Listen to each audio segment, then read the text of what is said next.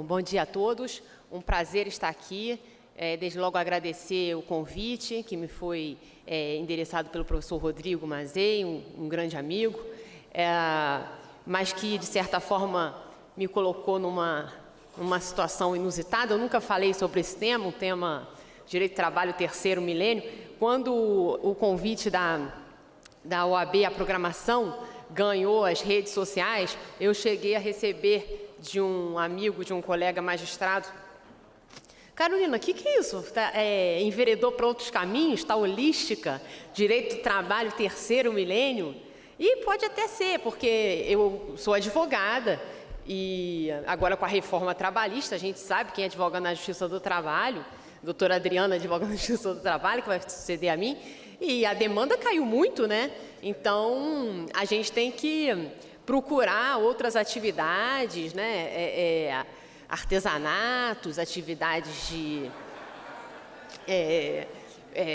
previsão de futuro, leitura de mãos. Então, achei bonito esse tema para iniciar esse novo campo, né, da minha carreira de previsões do futuro. E aí vou compartilhar algumas ideias com os senhores sobre o futuro, o presente voltado para esse futuro, porque afinal de contas já estamos no terceiro milênio, do direito do trabalho, das relações do trabalho. Eu pretendo dividir a minha exposição em dois blocos, um primeiro apresentando para os senhores os marcos desse terceiro milênio e nos contratos, nas relações de trabalho. E já adianto os dois grandes marcos, a globalização e a tecnologia, e um segundo momento, trazendo os paradigmas do que eu imagino que sejam os paradigmas do terceiro milênio do direito do trabalho. Então, começando, né, me parece que realmente a globalização e a tecnologia, elas têm implementado o que alguns autores vêm chamando de quarta revolução industrial. A gente começou, né, na descoberta da máquina do vapor e seguimos a eletricidade e seguimos o eletrônico, os meios eletrônicos, esse mundo, para passar para esse mundo hoje totalmente digital. Não somos mais seres analógicos, somos seres digitais. Antes de subir para dar palestra, já combinei com a professora Adriana para ela tirar foto para eu postar no Facebook, no Instagram. Aliás, eu devia ter trazido, né, o tema sendo direito do trabalho terceiro milênio, no mínimo uma apresentação do PowerPoint, se não um holograma, um robô que viesse adiantar a minha fala, uma coisa moderna. Quando eu cheguei aqui, quando me perguntaram se eu tinha apresentação, me senti um rato, né? Falei, pô, a pessoa vai falar do terceiro milênio e não tem um troço saindo lasers para a plateia. Infelizmente, nem me toquei num negócio desse. Agora que eu vou enveredar para esse ramo, nas minhas próximas palestras, eu já vou preparar um slideshow para poder ficar mais tecnológico ainda. Mas se eu tivesse um slideshow, o primeiro grande ponto, né, seria a questão da tecnologia. Vejam, senhores, a gente está falando... e eu li recentemente um livro, Os Robôs Vão Roubar o Nosso Trabalho. Aliás, ontem no primeiro caderno do Globo, tinha uma matéria até 2021, ou seja, ainda nesse primeiro quarto do terceiro milênio, cerca de 4,6 milhões de empregos vão ser substituídos por robôs. Ou seja, não está fácil para ninguém, nem para os advogados trabalhistas, nem para os trabalhadores. E o fato é que esse livro que fala sobre a perda, o desemprego pelo avanço da tecnologia, ele começa ilustrando uma situação, falando da empresa Kodak. Lembram da Kodak? Ou eu estou ficando muito antiga? E a gente entrava na Kodak, pagava um dinheiro para revelar as fotos, né? E colocava as fotos nos álbuns para ninguém botar o dedo. A Kodak foi uma empresa que ela empregou cerca de 145 mil pessoas. E hoje, simplesmente, a nossa realidade é que 2 bilhões de pessoas possuem máquina digital. Então, o que aconteceu com a Kodak? Desapareceu. E hoje, esse livro, A Era das... esse livro, como é que é? Os robôs vão roubar o seu trabalho, aponta que, vejam, 16 bilhões de fotos são postadas por dia no Instagram. Instagram, empresa que com 15 anos de existência, foi comprada pelo Facebook. Facebook hoje é uma das empresas de maior grandiosidade mundial, ao lado da antiga Kodak, que empregou 140 mil pessoas. Quantos funcionários os senhores pensam que o Facebook possui? Menos de 5 mil funcionários, 4.600 e tantos funcionários, 1.000 e pouquinhos engenheiros para fazer essa tecnologia toda. Então, a questão é que, ao lado da tecnologia, ainda nós vivenciamos, com uma enorme voracidade, um fenômeno cada vez mais agressivo de estreitamento de distâncias, que é a globalização. Então, juntando a tecnologia com a globalização, a notícia que eu tenho a dar para os senhores, em termos de quem é trabalhador, é que não é muito feliz, é que todo mundo que se acha absolutamente insubstituível e especial vai se tornar, ou se é que já não é, completamente obsoleto. O fato é que, enquanto a gente está aqui, milhões de algoritmos estão sendo criados para fazer exatamente tudo o que a gente faz, melhor e muito mais barato. E nesse cenário, abrem dois grandes times, né? O time do bem e um time mais pessimista. Dizem que o otimismo não resolve a vida, mas o pessimismo ele funciona bem também. Se você começa a pensar a tragédia, costuma acontecer. Então, a gente vai fazer eu pretendo extrair as perspectivas boas dessa história toda.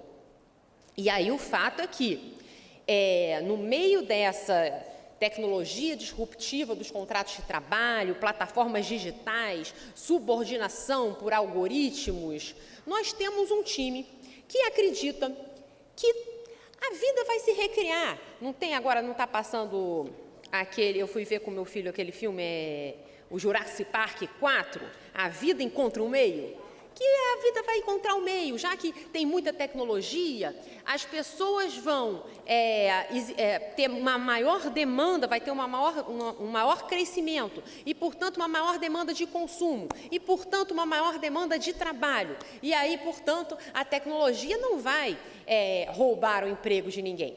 Esse é um time otimista, o time low profile. Ao passo que tem um outro time, que eu não chamo de pessimista, mas não pode se negar, o realismo. Ou seja, o fato é que os empregos tendem a desaparecer sim. Isso foi uma previsão. Em 1930, Keynes já falava disso, que a automação iria levar a uma permanente retirada das pessoas do mercado de trabalho. E o fato é que os trabalhos tendem a diminuir. A gente falar que as pessoas vão encontrar outras coisas para fazer é uma ilusão, né? A maioria dos trabalhadores substituídos por máquinas não vai ter nem tempo de aprender essas tais novas qualificações. E o mundo, a gente foi criado num ambiente para a nossa educação é voltada da Revolução Industrial, ou seja, a gente é criado para a gente aprende uma forma operária de si. A gente tem a ideia de que o emprego é a grande fonte de dignificação da existência humana. Então, é muito difícil alterar esse mindset, perceber novos caminhos. De fato, me parece que esse segundo time, né, que enxerga com maior realidade a ameaça à concepção de emprego que nós temos hoje, pela globalização e pela tecnologia, é um time mais pé no chão, um time mais real. Nós temos uma Constituição de 30 anos, esse evento uma homenagem a essa estabilidade institucional, a essa estabilidade econômica. Muitos daqui são da mesma época que eu, que vivemos a hiperinflação. Nós temos uma história aí de 30 anos de uma significativa inclusão social, apesar de hoje o cenário estar ruim. Essa onda histórica de 30 anos da Constituição revela um filme melhor do que o retrato atual.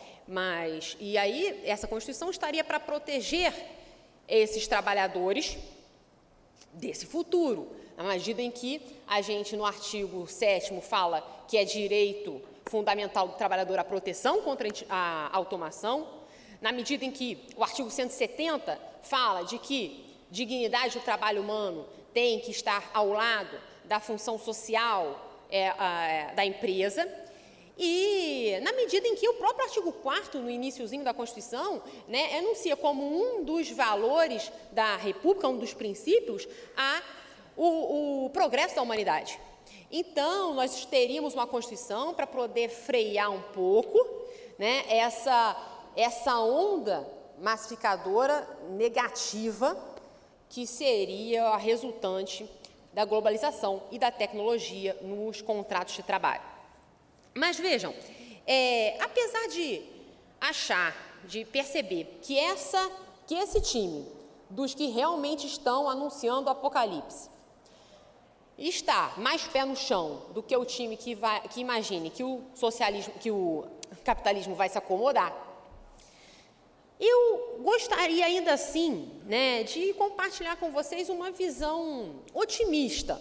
Eu acho que outro dia, a tecnologia serve muito para isso também, A gente recebe bom dia de pessoas que nunca nos dariam bom dia se a vida não fosse digital, E aí, hoje mesmo eu recebi um bom dia lindo, assim, de uma pessoa que eu nem conheço direito, falando o que falava, negócio bem, essas bobeiras que a gente recebe de bom dia, mas falava, a vida não é esperar, como é que é? A vida não é esperar a tempestade passar, é saber dançar na chuva. Achei bonito isso. Então, são coisas que a tecnologia proporciona, Você saber o que o outro está comendo, que o outro quer te dar o bom dia da tempestade, que vai passar dançando conforme a chuva. Então, assim, eu queria trazer mais essa vibe da vida aprender a dançar na chuva. E aí, encarando essa realidade, meus amigos, o que eu refleti e que compartilho com os senhores? Que anunciam-se 3 novos paradigmas para o terceiro milênio no direito do trabalho. Quais são esses paradigmas? Vou falar logo, porque eu fico ansiosa com esse negócio de quando a pessoa anuncia e não fala. Então, os 3 são os seguintes. Primeiro, uma nova visão do protecionismo. O segundo, a queda do emprego e a ascensão do trabalho. E o terceiro, as novas formas de solução de conflitos entre capital e trabalho. Mas, agora que já falei o que é, para ninguém, a pessoa quiser também comprar um livro lá fora e voltar, depois a gente vai falar mais ou menos sobre isso, até o final. O primeiro paradigma, que é uma releitura do protecionismo, é o seguinte: tem uma perspectiva individual e uma perspectiva coletiva. Ou seja, temos que pensar formas mais includentes de um trabalho qualificado, ao invés de ficar todo mundo preso àquela conversa de que o trabalhador é um coitadinho e ele precisa ser protegido a qualquer preço pelo Estado. Não tem mais cabimento, porque isso nos levou a quê? 50% dos trabalhadores que, de fato, precisam dessa proteção estão excluídos, estão no contrato informal. Os outros 50%, que são super qualificados, muitas vezes não querem ser contratados pela CLT. Então, o sistema da forma que está é duplamente excludente, porque ele afasta quem precisa e ele também não seduz quem poderia estar. Então, o que eu chamo desse protecionismo qualificado, na perspectiva individual? Uma relação de trabalho em que as pessoas respeitem os deveres anexos ao contrato. uma fiscalização da autonomia e o fim desse mito da indisponibilidade. Primeiro, os deveres anexos do contrato. A gente fala assim, qual que é a obrigação do contrato de trabalho? Um é trabalhar, o outro é pagar salário. Não, isso é besteira, é muito mais do que isso. Desde a constitucionalização do direito civil, tem se falado de deveres anexos do contrato, de proteção, de informação, e o empregador, para além de pagar salário, ele tem que respeitar o trabalhador ontologicamente considerado e ele inserido no seu ambiente de trabalho. Ou seja, ontologicamente considerado, proporcionando a vivência de valores humanos, respeito à honra, nome, privacidade, intimidade do empregado. Pagando aquilo que permita, pelo menos, o acesso ao mínimo existencial, ou seja, uma jornada não estafante e que tenha uma remuneração justa. E, por outro lado, esse grupo de deveres anexos ao contrato, além de considerar o indivíduo isoladamente, ontologicamente, tem que considerar o indivíduo inserido no ambiente de trabalho. E quais são os deveres anexos nesse momento? Um tratamento probo, igualitário, e também a integridade psicossocial desse trabalhador. Então, primeiro momento, olha, protecionismo não é, vamos cuidar de você, vamos dar tudo para você sem raciocinar. Não, primeiro, a conscientização desses deveres anexos ao contrato. O contrato de trabalho lato sensu, não é só o emprego. E aí, o tomador de serviço tem que respeitar as características da personalidade do empregado, bem como os seus direitos fundamentais enquanto inserido no ambiente de trabalho. Isso é uma nova lógica para o princípio protetor. A segunda nova lógica do princípio protetor é fiscalizar a autonomia do empregado. O empregado não pode ser tratado como um sujeito totalmente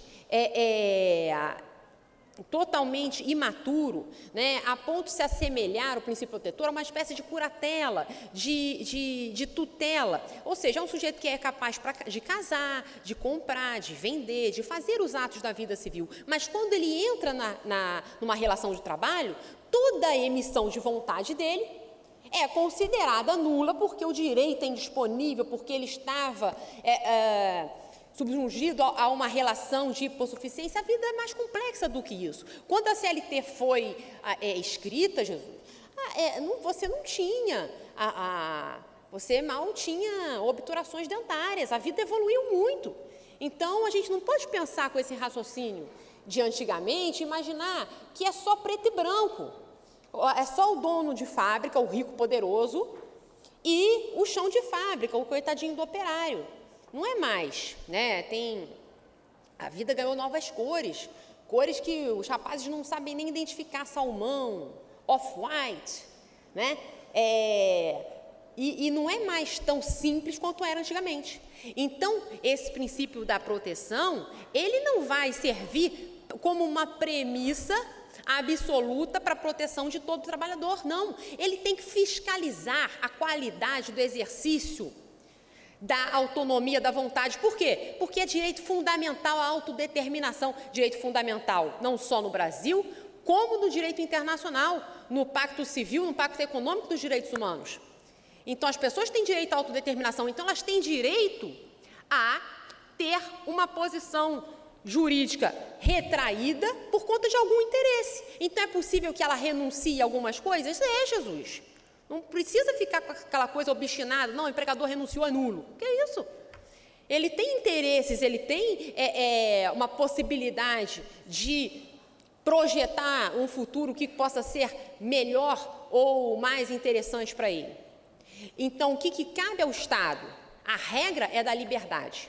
O Estado tem que fiscalizar se quando esse sujeito exerceu sua liberdade de vontade, sua autonomia, ele estava em condições para tal. Estar em condições para tal ele, pelo menos, ele tinha garantido seu direito ou as prerrogativas a que os tribunais vêm chamando de mínimo existencial.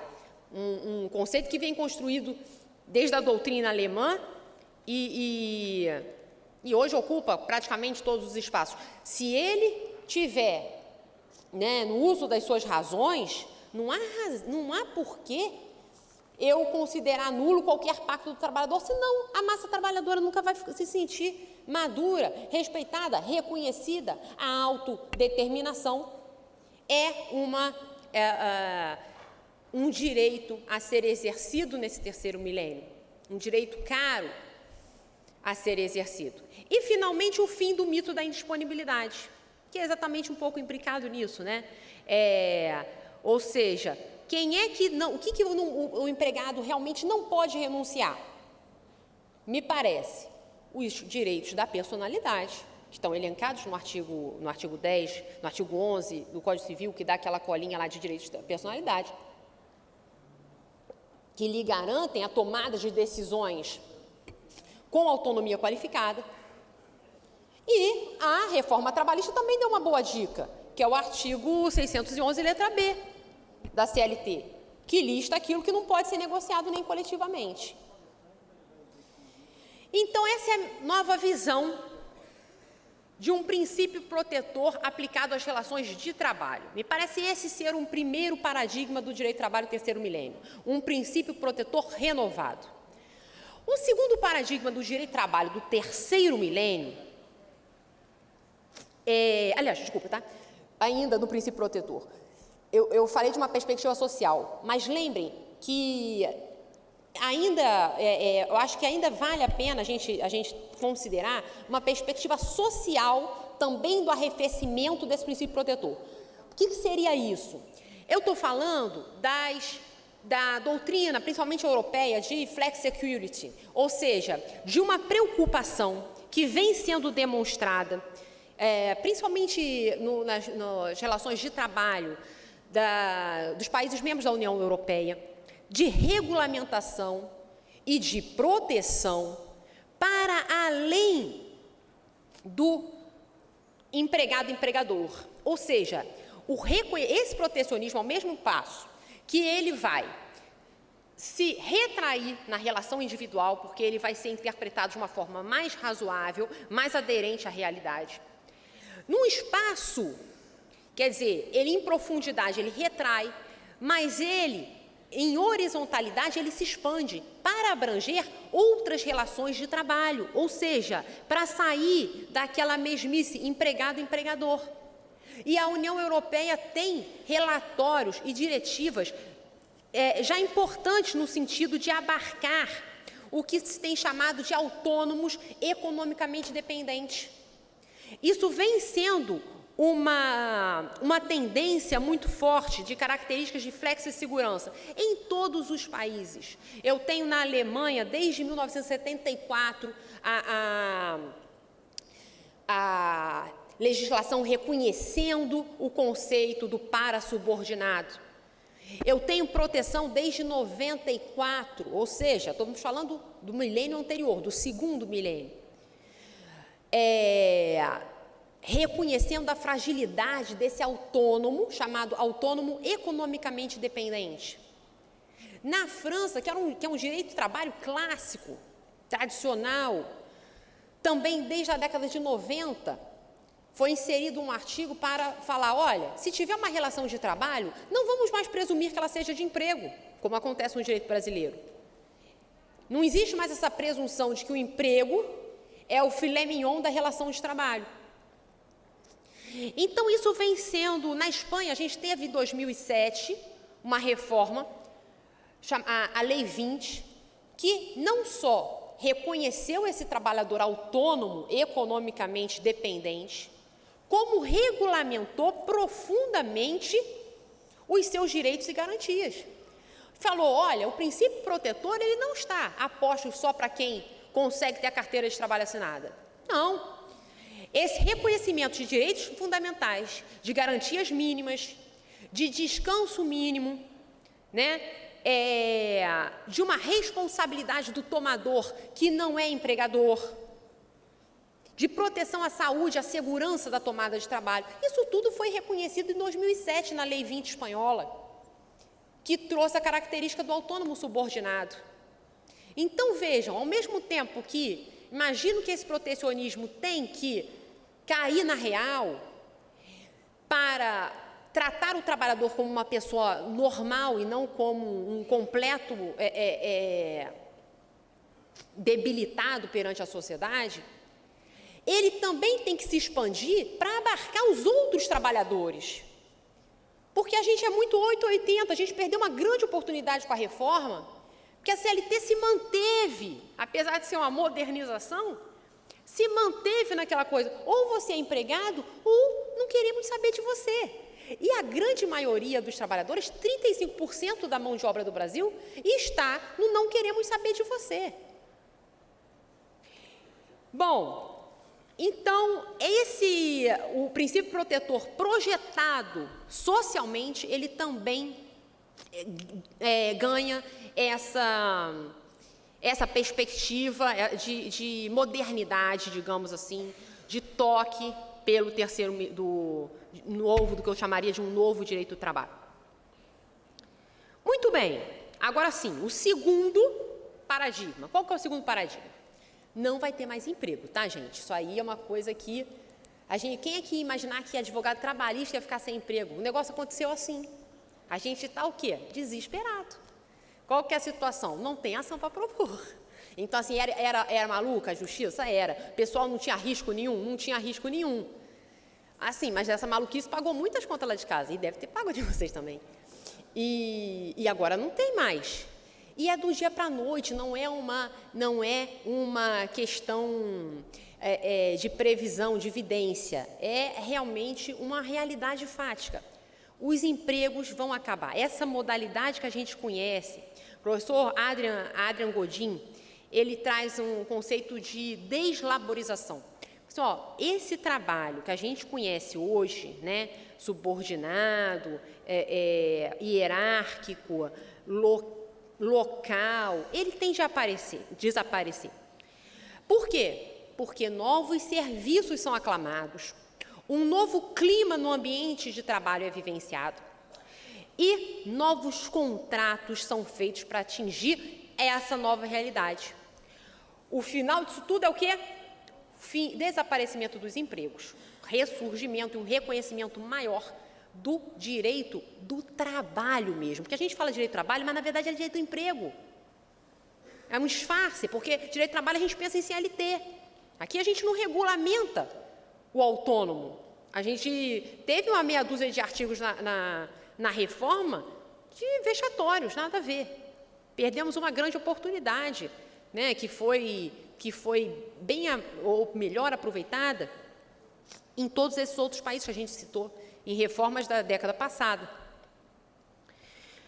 Bom, novos serviços, que demanda? Que novos serviços são esses? O pessoal está falando de psicólogo de robô, de fazendeiro urbano, de designer de lixo, de gestor de energia limpa, de consultor de genéticos.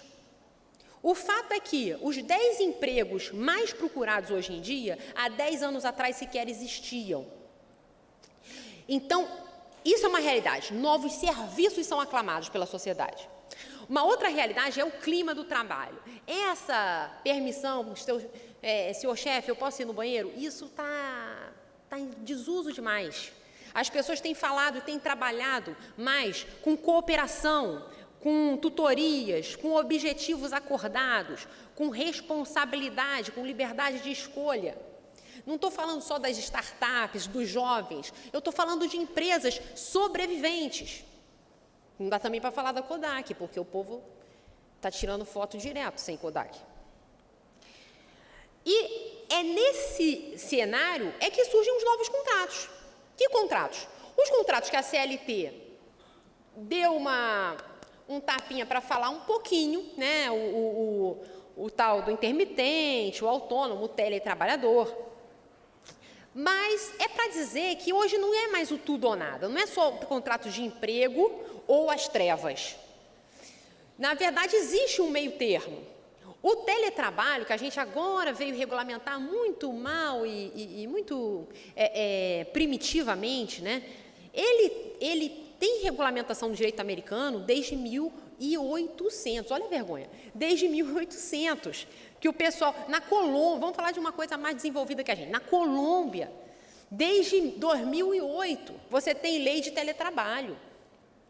Né? No Chile, desde 2002, você tem lei de teletrabalho, falando sobre a privacidade do empregador, questões modernas que o legislador brasileiro não conseguiu alcançar na reforma. Então, a gente está falando desses teletrabalhadores, a gente está falando, conhece o pessoal que chama IPROS, IPROS ou IPROS, não sei, que é o chamado profissional liberal, uma espécie de trabalhador autônomo, tá, reconhecido em vários países europeus, chama IPRO, e ele tem um conhecimento intelectual, um conhecimento técnico mais qualificado. Então, ele é um autônomo, não economicamente dependente, né, mas, digamos, socialmente dependente para a inserção da sua força de trabalho na sociedade. Temos alguns regulamentos também já reconhecendo esses IPROS, que dobraram de 2000 até 2017, segundo o último relatório da União Europeia. E o que toca ainda mais curiosamente a esse relatório, eu vos digo que esses autônomos, em algumas pesquisas, a mesma pesquisa do pessoal que assina a reportagem do Globo de ontem, o professor Andrew, não sei que é um dos diretores, um dos cientistas diretores do Instituto de Tecnologia de Massachusetts, que é um instituto de tecnologia que tem despontado aí dentro dessa seara. E uma das pesquisas feitas pelo MIT, que é esse instituto, tem revelado que os autônomos são, em tese, mais felizes do que os antigos empregados subordinados.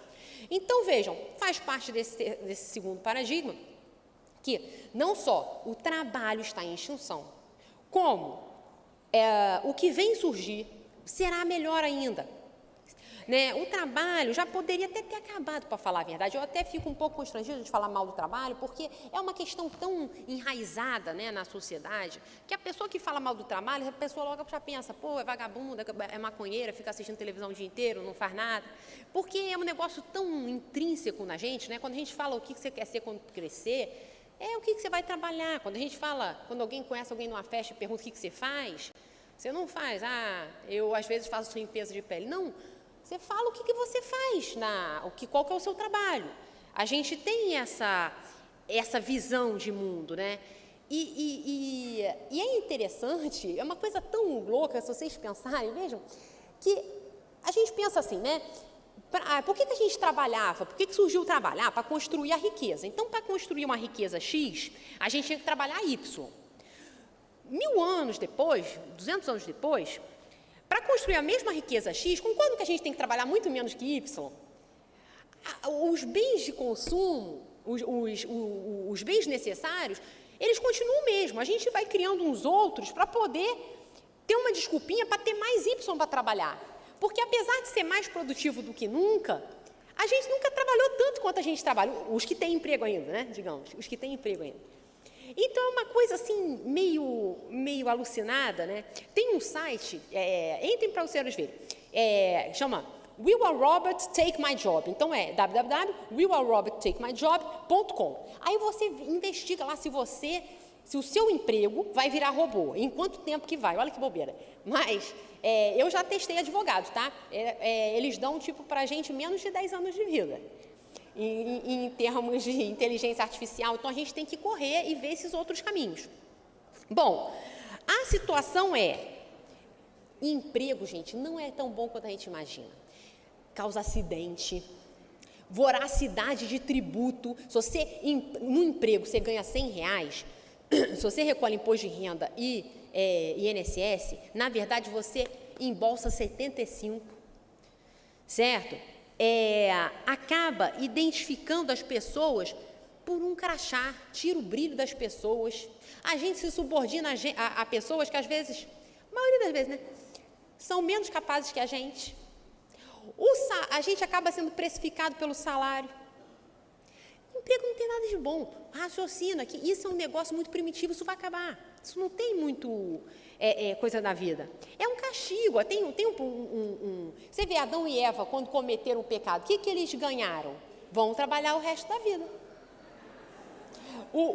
Tem um professor, né, chama Domenico De Masi, que escreve sobre esse negócio de ócio criativo, a gente tem que falar isso baixo, porque parece mesmo que a gente é voltada a não trabalhar. E ele tem uma coisa, ele fala assim, olha, todas as religiões, se você é budista, se você é o que você for, se você é católico, é judeu, uma coisa, todas as religiões têm em comum. O quê? O quê? No paraíso ninguém trabalha. Ninguém fala assim, pô, cheguei no paraíso, vários trabalhos interessantes para eu fazer. Ninguém trabalha. Ou seja, no fundo, a gente sabe que esse negócio de emprego não é grande coisa, não é bom. Qual que é a solução para isso? O que pode ser melhor? Para a gente resgatar o brilho pessoal, a identidade além do crachá. Experimentos, trabalhos voltados à realização financeira, social e psicológica, com a certeza de uma proteção estatal mínima que garanta uma sobrevivência digna. Ou seja, menores jornadas e criatividade. É uma nova era para educação. Porque quem não enganchar nisso, nessa onda, vai tomar capote dela. Não tem como surfar. Ou você entende e se reinventa, né, como é o desafio dos advogados trabalhistas de hoje, né, de consultorias, de novos arranjos contratuais, né, de soluções alternativas de conflitos, ou você tende a desaparecer.